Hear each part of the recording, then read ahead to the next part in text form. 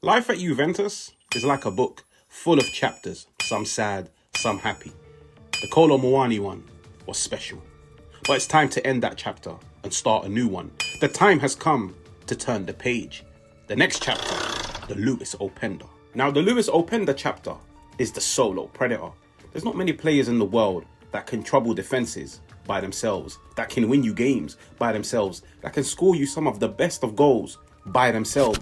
A one-man show in attack, but in a good way. Openda brings speed to Juventus. He brings dynamism to Tudor. And most importantly, he brings an outlet to his Juventus teammates. Now, Openda brings every single type of goal in a striker's manual book. Chapter 1, the 1v1 finish. Chapter 2, the goal from outside the box. Chapter 3, the headers. And Chapter 4, the lob over the keeper. And let's not forget, he is a pressing demon. Think of him like Sonic the Hedgehog. And Sonic the Hedgehog has made its way to Turin to be managed by Tudor to share the pitch with Zhegrova, Kenan Yildiz, Jonathan David. Openda to Juventus, here we go. Welcome, Helebik. Now who is he? What can he bring? And is he the real deal? And why does Haj have this crazy hot take? What is your hot take? Well, my hot take is, don't be surprised if halfway into the season, Openda benches Jonathan David. Don't you dare be surprised. Openda brings it all. Now, who is he? It's only right I familiarize you guys with who Openda is and what is he bringing to Igor Tudor. Now, the first thing that catches my eye is Openda has gotten himself around 87 goals and 157 starts. That is very impressive. But what's most impressive is the fact that he was top goal scorer at Vitesse, top goal scorer at Lens, top goal scorer at RB Leipzig.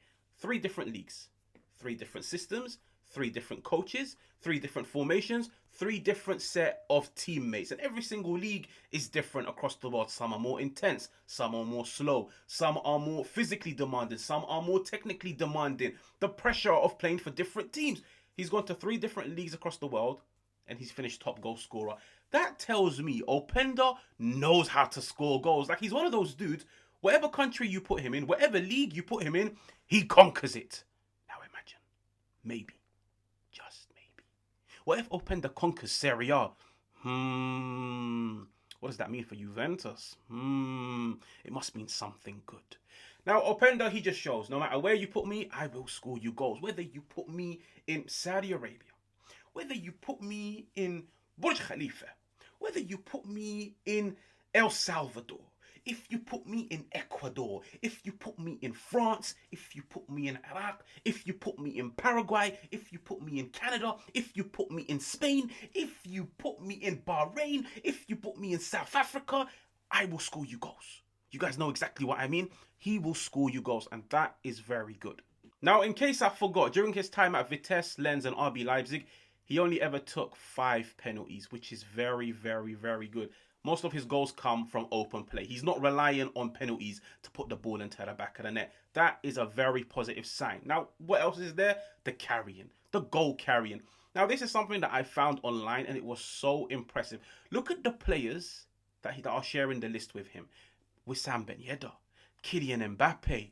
What is a carry goal? A carry goal is something where it's measured on the stat sheets, where it's a player that carries the ball for over 10 yards and puts the ball into the back of the net. So think of the goals where a player picks up the ball on the halfway line and dribbles past everybody. I believe Kenan Yildiz done it in Tudor's first game last season. I believe it was against Genoa, if I remember correctly. A striker that can pick up the ball, carry it for over 10 yards and still put the ball into the back of the net.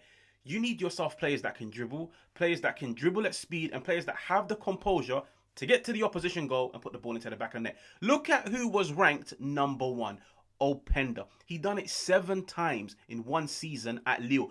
This is a game changer. Like, you see, when I sit down every weekend talking about where is the X Factor? Where is it? This is it. Imagine him getting the ball on the halfway line and literally just dribbling past 3-4 players. 1-0, Juventus. Now, after that, we've got the 7 plus 8 plus 6. Don't worry, this isn't a maths exam. But what do I mean by 7 plus 8 plus 6? I mean, it's a breakdown of how he scores his goals. 7 with his right foot, 8 with his left foot, and 6 headers. There's not many players in the world that can score you goals with every single body part of theirs. He can score with his left, he can score with his right, he can score with his head. The reason why these numbers are most impressive is because there's not many players in the world that can do it. And the player to break his record of scoring more than 5 goals with every single body part was Erling Haaland in 2023, 2024. Imagine being a player and you're on the same list as Kylian Mbappe. You're a player and you're on the same list as Erling Haaland. Like, you're doing things that only those players are capable of doing. This is a very, very, very good signing for so many different reasons. He can score you goals, but he can score you every single type of goal. He knows how to utilize every single body part of his. Like, he's not one of those strikers where, he has to get it on his right foot to score. No, right foot, go. Left foot, go. In the air, header, go. And after that, I mentioned the fact that he's very fast. Very, very, very fast. He's definitely a player that can run the channels. He will definitely be an outlet. Juventus under Tudor, yes, they like to play out of the back, but sometimes the opportunity presents itself to punish the opposition's high line. If you have yourself a player that's fast and he's gifted physically, why not just ping it 50, 60 yards and he's in on goal? And Openda is a willing runner. He will run channels. He will always make the running behind. He's very, very, very different, to a Jonathan David. And maybe, just maybe, this is why commonly Juventus Tudor looked at him.